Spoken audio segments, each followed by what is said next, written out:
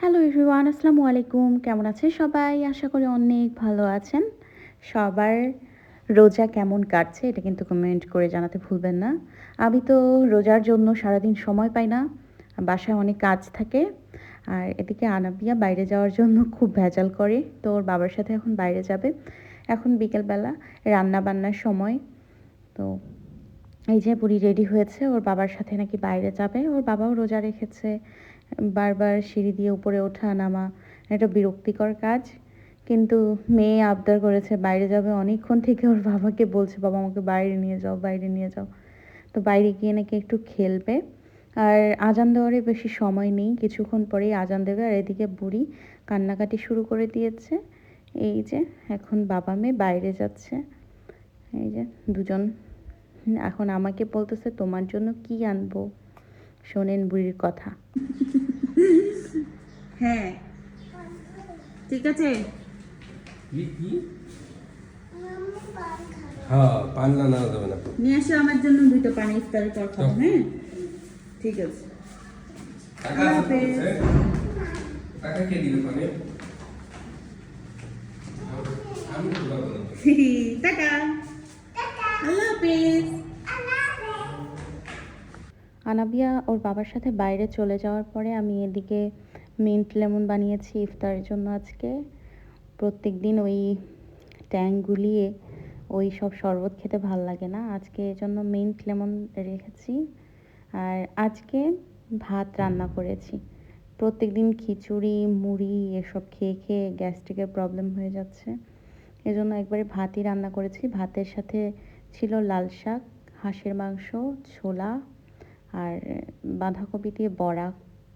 তারপর এই যে সাদা ভাত করেছিলাম, ফল ছিল কলা। আর এদিকে এত করে নিষেধ করার পরেও এই যে আনাবিয়া আর ওর বাবা এই যে বাইরে থেকে ইফতার কিনে নিয়ে আসলো। বলছি যে বাইরের ইফতার একদম কিনবা না, খাওয়ার মানুষ নাই বাসায়, এগুলো নষ্ট হয়ে যায়।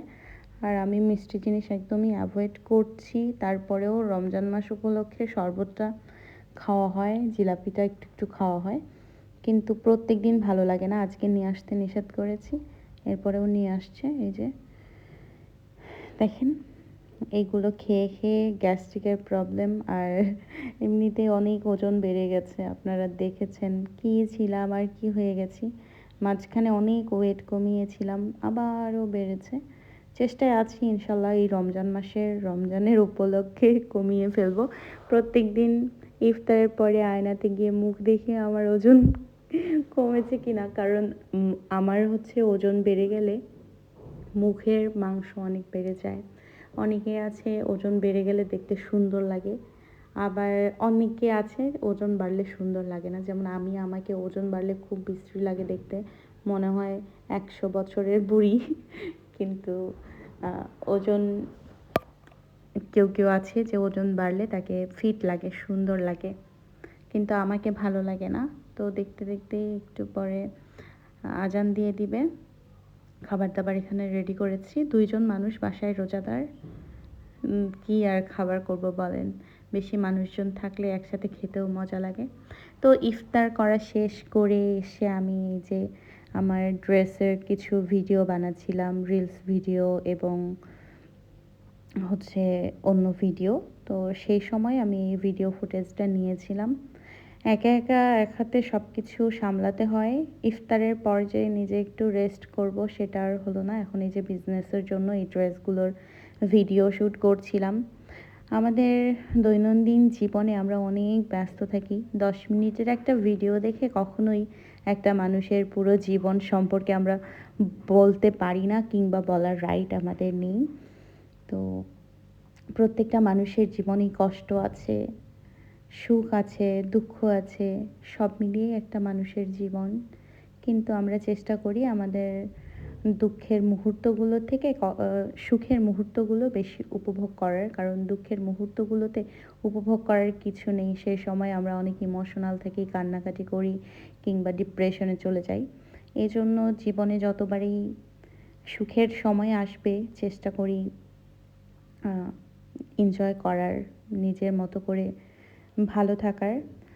তো এই যে দেখছেন ড্রেসগুলো, এগুলো আপনারা অনেক রিজনেবলে আমাদের কাছে পেয়ে যাবেন। স্ক্রিনে দেওয়া নাম্বারে যোগাযোগ করতে হবে, তাহলেই কিন্তু আপনারা আমার কাছ থেকে যে কোনো ধরনের party dress, 4 piece, 3 piece, Anarkali, sari সব রকম কালেকশন আমাদের আছে। আমাদের ইনশাল্লাহ সামনে আরও ভালো কিছু দেখতে পারবেন। অফলাইনে মাশাল্লাহ ভালো সেল হয়, এজন্য এখন আর অতটা ভিডিও করা হয় না। তো এখন আবার ভিডিও করা স্টার্ট করেছি, এজন্য আপনাদের সাথেও ভিডিওটা শেয়ার করলাম। এরপর রমজান মাসে আমি রেকর্ডিংয়ের কাজটা, ঘুম থেকে 10টার দিকে ওঠা হয় এখন, কারণ ঘুমোতে ঘুমোতে আবার অনেক দেরি হয়ে যায়। 7টার দিকে ঘুমাই, সেহরি খাওয়ার পর আর ঘুমানো হয় না। নামাজ পড়ে এদিকে ঘুম আসতে আসতে 7টা বেজে যায়। 7টা থেকে 10টা পর্যন্ত ঘুমানোর পরে উঠে আনাবিয়াকে নাস্তা করিয়ে ওকে একটু কার্টুন দেখতে দিয়ে আমি ওই সময় 1-1.5 ঘন্টা রেকর্ডিংয়ের কাজটা সেরে নিই।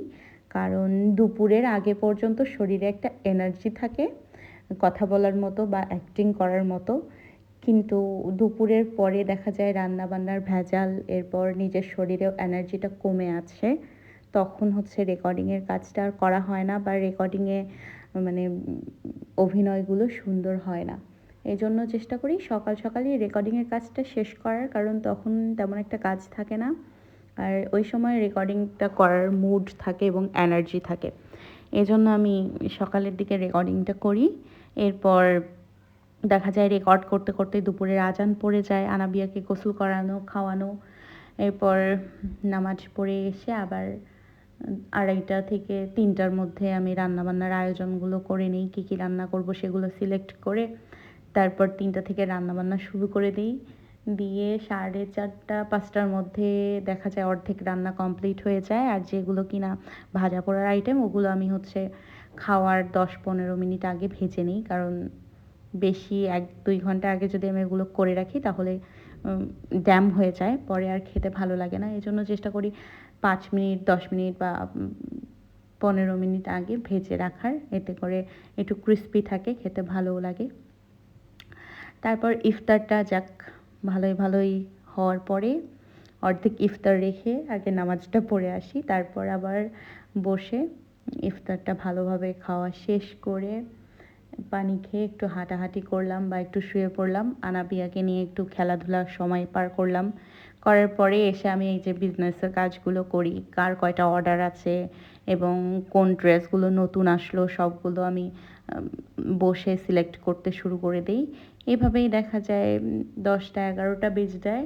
10টা-11টা বাজার পরে আনাবিয়া ঘুম আসতে চায়, ওকে ঘুম পাড়ানোর ব্যবস্থা করি। তারপর নিজেরা ঘুমাতে ঘুমাতে 1টা-2টা বেজে যায়।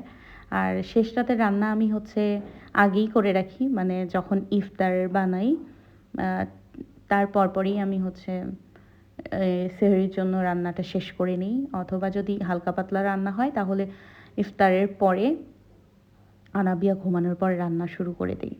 দেখা যায় এভাবে করতে করতে একটুখানি ঘুম হয়, হওয়ার পরে এই আজান পড়ে যায়, মানে সেহরির সময় হয়ে যায় 4:30। উঠি, উঠে সেহরি খাওয়া দাওয়া করে একটু পান খাবো, একটু পান চিবাবো। আপনারা জানেন আমি পান খাই, একটু পান চিবাবো, এই পান আর খাওয়া হয় না, আজান পড়ে যায়। তো এভাবে প্রত্যেকটা দিন যাচ্ছে রমজান মাসে, সব কিছু মিলে তারপরেও আলহামদুলিল্লাহ আমাদের ভালো থাকতে হয়। প্রত্যেকটা মানুষের জীবনেই কষ্ট আছে, হয়তো আমার থেকেও আরও অনেক মানুষ আছে যাদের জীবনে আমার থেকেও আরও বেশি কষ্ট। তো ভেঙে পড়ার কিছু নেই, জীবন কখনোই কারোর জন্য থেমে থাকে না, জীবন জীবনের মতোই চলে। শুধু যে মানুষগুলো আমাদেরকে কষ্ট দেয় সাময়িক সময়ের জন্য, সেগুলো কিন্তু আমাদেরকে চিরজীবন কাঁদায় কিংবা মনে থাকে, সেগুলো আমাদের অনেক মনে থাকে। তো আজকের ভিডিওটা কে কোথায় থেকে দেখছেন আমাকে কমেন্ট করে জানাতে ভুলবেন না। সবার জন্য মন থেকে অনেক অনেক ভালোবাসা এবং দোয়া রইল। আপনারাও আমাদের জন্য দোয়া করবেন, আল্লাহ যেন ভালো রাখে এবং কষ্টের মুহূর্তগুলো খুব তাড়াতাড়ি যেন চলে যায়। জীবনে কিছু একটা করার ইচ্ছা আছে ইনশাল্লাহ, দেখা যাক কি হয়। প্রত্যেকটা মানুষের জীবনেই কষ্ট, দুঃখ, স্ট্রাগল সব কিছুই আছে। সো একদমই আপনারা ভেঙে পড়বেন না, যারা আমাকে ফলো করেন।